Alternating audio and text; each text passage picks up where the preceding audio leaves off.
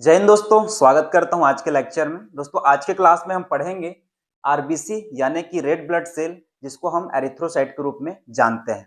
दोस्तों आज की जो लेक्चर है वो कॉम्पिटिटिव एग्जाम की दृष्टि से बहुत महत्वपूर्ण है। मेडिकल फील्ड की यदि बात करें तो चाहे पैथोलॉजी की कोई भी कॉम्पिटिटिव एग्जाम हो या नर्सिंग का हो, उसमें रेड ब्लड सेल से बहुत सारे एमसीक्यू क्वेश्चंस बनते हैं और बहुत सारे कॉम्पिटिटिव एग्जाम में पूछे जाते हैं। इसलिए दोस्तों हेमेटोलॉजी के एक-एक जो टॉपिक है, एक-एक जो चैप्टर है, उसको हम पूरे प्रैक्टिकली तौर पे और पूरे कॉन्सेप्ट बेस पे पूरे डिटेल में पढ़ने की कोशिश करेंगे। दोस्तों याद करेंगे, इसके पहले हम ब्लड कंपोनेंट की चैप्टर पढ़े थे, जिसमें हम आपको बताए थे कि ब्लड की जो एक-एक बूंद होता है, हमारे शरीर में जो ब्लड मौजूद होता है, वो 2 भागों से मिलकर बना होता है। पहला प्लाज्मा और दूसरा सेल। प्लाज्मा की यदि बात करें, उसके वॉल्यूम की बात करें, तो प्लाज्मा की जो वॉल्यूम होता है ब्लड में वो 55% होता है और सेल की जो वॉल्यूम होता है वो 45% होता है। ब्लड में यदि ब्लड सेल की बात किया जाए तो याद रखेंगे, आरबीसी का जो संख्या होता है ब्लड में वो सबसे ज्यादा मात्रा में होता है।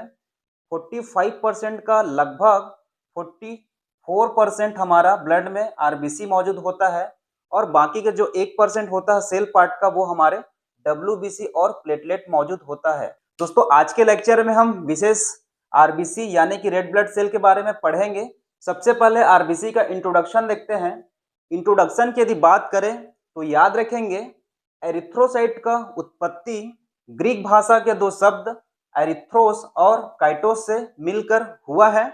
एरिथ्रोस से एरिथ्रो और काइटोस से साइट शब्द लिया गया है। एरिथ्रो का मेडिकल टर्म्स में मतलब होता है रेड और साइट का मतलब होता है सेल, जिसका शाब्दिक अर्थ होता है एरिथ्रोसाइट यानी कि रेड कलर का दिखाई देने वाला सेल, जिसको हम रेड ब्लड सेल के रूप में जानते हैं। इसके पहले याद रखेंगे, प्राचीन समय में रेड ब्लड सेल को कुछ और शब्दों से परिभाषित किया गया था, जैसे कि आरबीसी को हिमेटाइड, रेड कार्पस्कल और एरिथ्राइड सेल के रूप में भी जाना जाता था। तो प्राचीन समय में भाई याद रखेंगे, आरबीसी को हिमेटाइड, रेड कार्पस्कल और एरिथ्राइड सेल के रूप में भी जानते थे। इसके बाद आरबीसी के स्ट्रक्चर के बारे में पढ़ते हैं।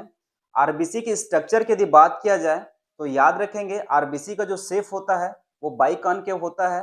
बाइकॉनकेव होने का मतलब ये है कि आरबीसी में किसी भी प्रकार का न्यूक्लियस मौजूद नहीं होता है, किसी भी प्रकार का सेल ऑर्गन यानी कि राइबोसोम, माइटोकॉन्ड्रिया, गोल्गी बॉडी, किसी भी प्रकार का सेल ऑर्गन उसके अंदर मौजूद नहीं होता है। जिसके कारण दोस्तों याद रखेंगे, आरबीसी का जो शेप होता है वो बाइकॉनकेव होता है, जिसको आप डिस्क्वाइड भी बोल सकते हैं या डंबल आकार भी बोल सकते हैं, याद रखेंगे। रेड ब्लड सेल की जो स्ट्रक्चर है, जो शेप है, उसको मैं डमी के रूप में प्रैक्टिकली आपको दिखा रहा हूँ। यदि एक रेड ब्लड सेल की, एक सिंगल रेड ब्लड सेल की अगर बात करें तो आपको रेड सेल कुछ इस तरह से दिखाई देगा, जिसमें आप देखेंगे कि जो सेंटर एरिया है, जो मध्य वाला जो भाग है आरबीसी का, वो क्या है भाई, थोड़ा सा धसा हुआ है। थोड़ा सा क्या धसा हुआ है, और दोनों तरफ का जो एरिया है आरबीसी का, वो क्या है भाई, उभरा हुआ है, जिसके कारण आरबीसी को हम क्या कहते हैं, बाइकॉनकेव कहते हैं, डिस्क शेप कहते हैं या डंबल आकार के रूप में जानते हैं। तो दोस्तों इस तरह से आपको एक सिंगल आरबीसी को देखेंगे तो इस तरह का आपको शेप दिखाई देगा। अब महत्वपूर्ण बात याद रखेंगे, रेड ब्लड सेल को यदि हम एक एलएस सेक्शन पे काट के देखें, लॉन्गिट्यूडनल सेक्शन पे काट के देखें, तो आपको कुछ इस तरह से स्ट्रक्चर दिखाई देगा। अब आरबीसी की यदि डायमीटर की बात किया जाए, आरबीसी की साइज की बात किया जाए, तो डायग्राम पे आप यहाँ पे देखेंगे कि आरबीसी का जो दोनों तरफ का जो हिस्सा है, दोनों तरफ का जो भाग है, वो थोड़ा सा उभरा हुआ है, थोड़ा सा मोटा है, जिसके कारण क्या होता है, इसकी जो डायमीटर होता है वो सेंटर के अकॉर्डिंग क्या होता है, थोड़ा सा बड़ा होता है। आरबीसी का जो थिकनेस होता है, जो मोटाई होता है, वो 2 माइक्रोमीटर होता है और सेंटर एरिया का जो डायमीटर होता है वो 1 माइक्रोमीटर होता है। और टोटल डायमीटर की यदि बात करें, टोटल डायमीटर का मतलब आरबीसी की यदि टोटल साइज की बात करें कि आरबीसी का एक सिंगल सेल का साइज कितना होता है, तो याद रखेंगे आरबीसी का जो टोटल डायमीटर होता है वो 7.2 माइक्रोमीटर होता है।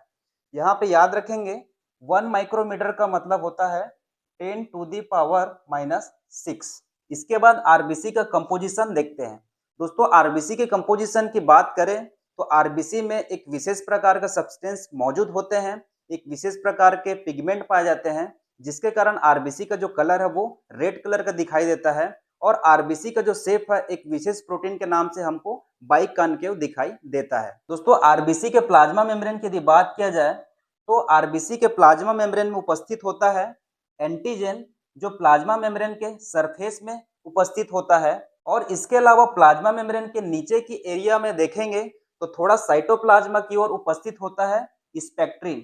स्पेक्ट्रिन वह कॉन्ट्रैक्टाइल प्रोटीन होता है जो रेड ब्लड सेल की जो शेप है बाइकॉन्केव उसको मेंटेन करने का काम करता है। इसके अलावा आरबीसी को क्या करते हैं, ये स्पेक्ट्रिन प्रोटीन जो होता है वो एक फ्लेक्सिबिलिटी प्रोवाइड करता है, जिसके कारण ब्लड वेसल के अंदर आसानी से क्या होता है, ये मूवमेंट करता है, घूमता है।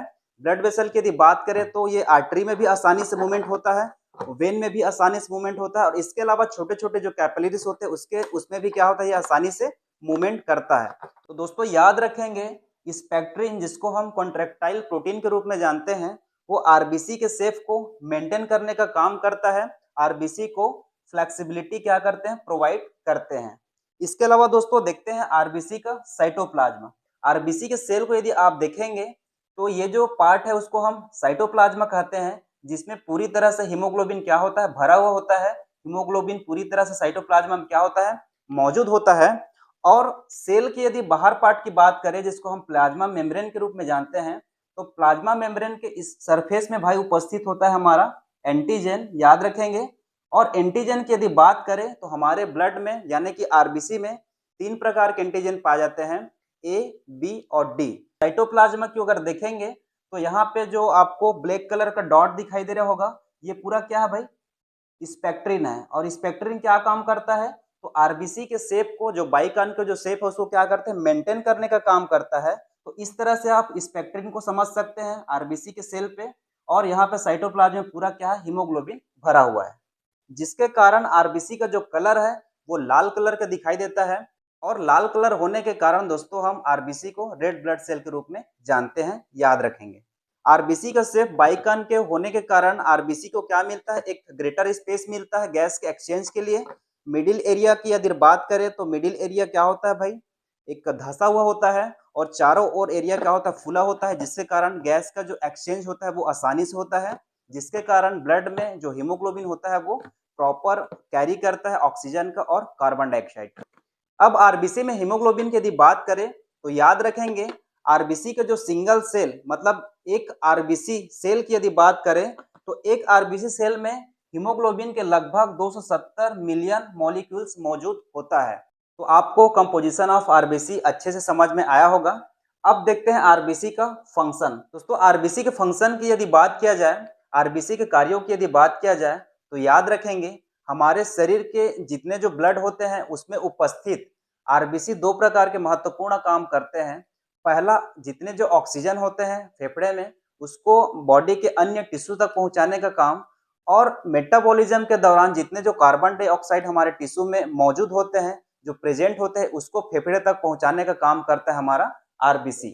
तो याद रखेंगे आरबीसी का 2 महत्वपूर्ण रोल है, पहला ऑक्सीजन का ट्रांसपोर्टेशन बॉडी में, और दूसरा कार्बन डाइऑक्साइड का ट्रांसपोर्टेशन। फंक्शन ऑफ आरबीसी में याद रखेंगे जितने जो ट्रांसपोर्टेशन का जो काम करता है आरबीसी, वो आरबीसी के साइटोप्लाज्मा में उपस्थित हीमोग्लोबिन के द्वारा किया जाता है। हीमोग्लोबिन की यदि बात करें तो हीमोग्लोबिन 2 ग्रुप से मिलकर बना होता है, पहला हीम ग्रुप और दूसरा ग्लोबिन ग्रुप। दोस्तों हीमोग्लोबिन में हीम पार्ट की यदि बात किया जाए तो हीम पार्ट यानी कि आयरन जो होता है वो फेरस फॉर्म पे होता है, और हीमोग्लोबिन में जो फेरस होता है उसको पोरफायरिन रिंग क्या करते हैं, बाइंड करके रखते हैं। और पोरफायरिन रिंग से याद रखेंगे पोरफायरिन रिंग हीमोग्लोबिन में एक पिगमेंट का काम करता है, जिसके कारण आरबीसी का जो कलर है वो रेड कलर का दिखाई देता है। आरबीसी का सबसे पहला कार्य देखते हैं ऑक्सीजन का ट्रांसपोर्टेशन। तो याद रखेंगे आरबीसी के साइटोप्लाज्म में उपस्थित जितने जो हीमोग्लोबिन होता है वो ऑक्सीजन के साथ बाइंड करके क्या बनाता है, तो ऑक्सी हीमोग्लोबिन बनाता है। और यही ऑक्सी हीमोग्लोबिन हमारे फेफड़े से लेकर हमारे बॉडी के जितने जो टिश्यू है उसमें क्या होते हैं, ऑक्सी हीमोग्लोबिन के रूप में क्या होता है, आता है। तो एक प्रकार का क्या करते हैं भाई, आरबीसी जो होता है वो ऑक्सीजन को फेफड़े से लेकर बॉडी के जितने टिश्यू होता है उसमें पहुंचाने का कार्य करते हैं। दूसरा देखते हैं दोस्तों कार्बन डाइऑक्साइड का ट्रांसपोर्टेशन। इस प्रकार दोस्तों आरबीसी में उपस्थित हीमोग्लोबिन कार्बन डाइऑक्साइड के साथ बाइंड करके कार्बामिनो हीमोग्लोबिन बनाता है, और यही कार्बामिनो हीमोग्लोबिन टिश्यू से फेफड़े में आता है। तो इस प्रकार आरबीसी जो होता है कार्बन डाइऑक्साइड को टिश्यू से लेकर फेफड़े में पहुंचाने का कार्य करते हैं और फेफड़े में कार्बन डाइऑक्साइड जो होता है वो रेस्पिरेटरी सिस्टम के द्वारा जितने जो कार्बन डाइऑक्साइड होता है वो शरीर से बाहर कर दिए जाते हैं। तो याद रखेंगे। इसके बाद देखते हैं आरबीसी का फॉर्मेशन।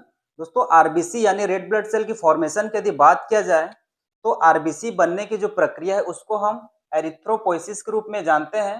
हिमेटोपोइसिस के चैप्टर जब हम आपको पढ़ाएंगे तो एरिथ्रोपोइसिस क्या होता है उसको हम डिटेल्स में आपको पढ़ाएंगे। दोस्तों आरबीसी के निर्माण की यदि बात किया जाए हमारे बॉडी में तो दो प्रकार से होता है। पहला जो आरबीसी का निर्माण होता है वो बिफोर बर्थ होता है यानी कि बच्चा के जन्म के पहले, और आफ्टर बर्थ यानी कि बच्चा के जन्म के बाद। बिफोर बर्थ की बात करें तो याद रखेंगे रेड ब्लड सेल का जो निर्माण होता है सबसे पहले हमारे बॉडी में वो एम्ब्रियोनिक स्टेज में होता है। एम्ब्रियोनिक स्टेज में हमारे आरबीसी का जो फर्स्ट निर्माण होता है वो यॉर्क सेक में होता है। तो याद रखेंगे दोस्तों सबसे पहली बार हमारे बॉडी में आरबीसी का जो निर्माण होता है वो यॉर्क सेक में होता है, जिसमें आरबीसी जो होता है वो न्यूक्लिएटेड होता है, जिसको हम न्यूक्लिएटेड आरबीसी के रूप में जानते हैं। इसके बाद दोस्तों माता के शरीर में होने वाले बच्चे का जो डेवलपमेंट है वो आगे जाता है जब उसमें कुछ बॉडी ऑर्गन का निर्माण होने लगता है, जिसको हम हिपेटिक स्टेज के रूप में जानते हैं। तो उस समय आरबीसी का जो डेवलपमेंट होता है, आरबीसी का जो निर्माण होता है वो ज्यादातर लिवर में होता है। इसके अलावा कुछ मात्रा में स्प्लीन में होता है, लिम्फ नोड में होता है। फिर जब बच्चे में बोन बनने लगता है, हड्डी बनने लगता है, बच्चा जब ज्यादा डेवलप हो जाता है एक मैच्योर बेबी के रूप में, तो आरबीसी का निर्माण होने लगता है हमारे बोन मेरो में। तो इस तरह से आप बिफोर बर्थ को समझ सकते हैं कि आरबीसी का निर्माण सबसे पहले कहाँ होता है, उसके बाद कहाँ पे होता है, फिर जाकर के कहाँ पे होता है। इसके बाद दोस्तों देखते हैं after birth stage. After birth की यदि बात करें तो बच्चा जब पैदा होता है पहली बार माता के शरीर से, तो बच्चा के जन्म से लेकर 20 साल की जो एज होता है उसमें जो आरबीसी का निर्माण होता है, तो याद रखेंगे आरबीसी का उस समय निर्माण जो होता है हमारे बॉडी में, तो बॉडी के आल बोन्स में होता है। इतने जो बोन होते हैं उसके रेड बोन मेरो में निर्माण होता है आरबीसी का। इसके बाद आगे की जब बात करें तो 20 साल के बाद एक एज को देखें जिसको हम एडल्ट एज के रूप में जानते हैं। तो 20 साल के बाद जो एडल्ट एज में आरबीसी का जो फॉर्मेशन होता है वो एक विशेष प्रकार के बोन में होता है, जिसको हम मेम्ब्रेनियस बोन के रूप में जानते हैं। और मेम्ब्रेनियस बोन के रेड बोन मेरो में आरबीसी का निर्माण होता है। मेम्ब्रेनियस बोन जैसे कि हमारे वर्टिब्री हो गया, स्टर्नम हो गया। तो इस तरह से दोस्तों आरबीसी का फॉर्मेशन को आप याद रखेंगे। आरबीसी का जो निर्माण होता है हमारे शरीर में वो दो स्टेज में होते हैं, बिफोर बर्थ यानी कि जन्म के पहले, और आफ्टर बर्थ यानी कि जन्म के बाद। इसके बाद आरबीसी का लाइफ स्पेन देखते हैं। लाइफ स्पेन का मतलब होता है दोस्तों आरबीसी का जीवन काल।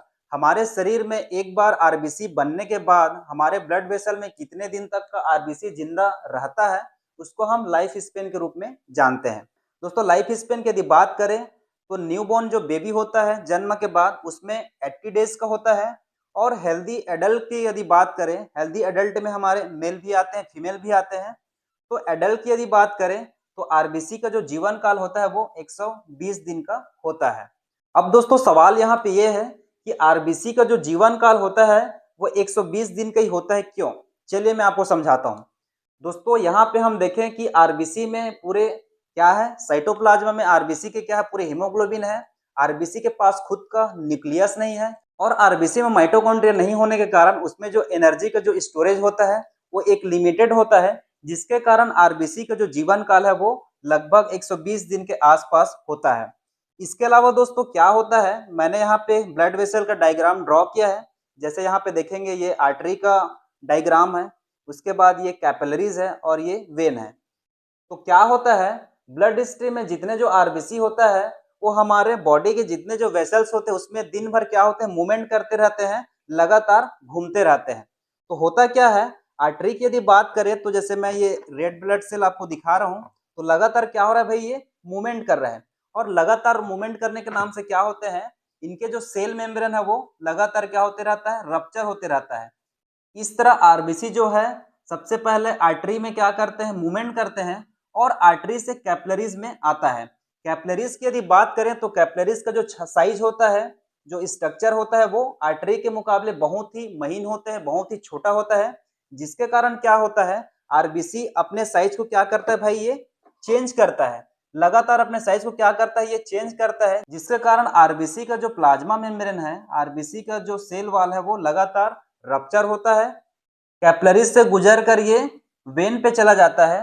तो इस तरह से आरबीसी जो है ब्लड स्ट्रीम में आर्टरी से कैपिलरीज और कैपिलरीज से वेन पे क्या करते हैं, लगातार मूवमेंट करते हैं। और अंत में जब आरबीसी ओल्ड हो जाते हैं, पुराने हो जाते हैं, तो ब्लड स्ट्रीम में ब्लड वेसल के द्वारा वो क्या कर दिया जाता है, रिमूव कर दिया जाता है। तो इस तरह हमारे बॉडी के जितने जो ब्लड वेसल है, वो ओल्ड आरबीसी को स्प्लीन में भेज दिया जाता है। स्प्लीन में मौजूद होता है मैक्रोफाज, और यही मैक्रोफाज क्या करता है, ओल्ड आरबीसी को एनग्लप करने का काम करता है। तो दोस्तों यहाँ पे याद रखेंगे, स्प्लीन को आरबीसी का ग्रेवयार्ड यानी कि कब्रिस्तान कहा जाता है। इसके बाद देखते हैं आरबीसी का नॉर्मल नंबर। नॉर्मल नंबर का तात्पर्य यहाँ पे ये है कि आरबीसी सेल का संख्या जो है हमारे ब्लड में कितना होता है। तो याद रखेंगे, आरबीसी का जो नॉर्मल नंबर होता है वो मेल में 5.0 से 5.5 मिलियन पर माइक्रोलीटर ब्लड होता है, और फीमेल की यदि बात करें तो मेल के अकॉर्डिंग थोड़ा सा कम, 4.5 से 5.0 मिलियन पर माइक्रोलीटर ब्लड। दोस्तों कुछ कंडीशन में आरबीसी का जो प्रोडक्शन है, आरबीसी का जो निर्माण है हमारे बॉडी में बहुत ज़्यादा होने लगता है, जिसको हम एरिथ्रोसाइटोसिस के रूप में जानते हैं। और कुछ कंडीशन में एरिथ्रोसाइट का जो निर्माण है वो हमारे बॉडी में, आरबीसी का जो निर्माण है हमारे बॉडी में कम होने लगता है, जिसको हम एरिथ्रोसाइटोपिनिया के रूप में जानते हैं। इसके बाद जब हम आपको हिमेटोपोइसिस चैप्टर पढ़ाएंगे तो डिटेल में बताएंगे कि कौन सी कंडीशन में एरिथ्रोसाइटोसिस होता है और कौन सी कंडीशन में एरिथ्रोसाइटोपिनिया की कंडीशन पैदा होता है। इसके अलावा दोस्तों कॉम्पिटिटिव एग्जाम की दृष्टि से आरबीसी के चैप्टर में कुछ व्यक्ति का नाम याद रखना होगा जो कॉम्पिटिटिव एग्जाम की दृष्टि से महत्वपूर्ण है। तो पहला नाम याद रखेंगे जिसका नाम है जॉन स्वॉमरडम। जॉन स्वॉमरडम ऐसे व्यक्ति थे जिन्होंने पहली बार आरबीसी को रडी ग्लोब्यूल के रूप में परिभाषित किया। रडी ग्लोब्यूल का मतलब होता है लाल गोल कण, यानी कि लाल रक्त कण। इसके बाद दूसरा नाम याद रखेंगे जिसका नाम है एंटोनी वॉन लीवेनहॉक। ये ऐसे व्यक्ति थे जिन्होंने पहली बार माइक्रोस्कोप के सहायता से रेड ब्लड सेल यानी कि एरिथ्रोसाइट का खोज किया था। तो याद रखेंगे आरबीसी का खोज किसने किया, तो एंटोनी वॉन लीवेनहॉक ने आरबीसी का खोज किया। इसके बाद देखते हैं next, doctor max puts. Doctor max puts ऐसे व्यक्ति थे जिन्होंने पहली बार आरबीसी में मौजूद हीमोग्लोबिन की संरचना का खोज किया था। उन्होंने हीमोग्लोबिन के 3D स्ट्रक्चर का खोज किया था, जिसके फलस्वरूप आरबीसी में उपस्थित हीमोग्लोबिन के द्वारा ऑक्सीजन के ट्रांसपोर्टेशन को समझा गया, उसके कार्य प्रणाली को समझा गया। तो इस तरह दोस्तों आज के क्लास में हम रेड ब्लड सेल को पूरे कॉन्सेप्ट बेस में पूरे प्रैक्टिकली तौर पे पढ़ें, एक बेसिक लेवल से लेकर एडवांस लेवल की ओर देखें। इसी तरह ब्लड सेल की जो दो और सेल हैं, डब्ल्यूबीसी और प्लेटलेट, उसको भी हम इसी तरह से पढ़ेंगे।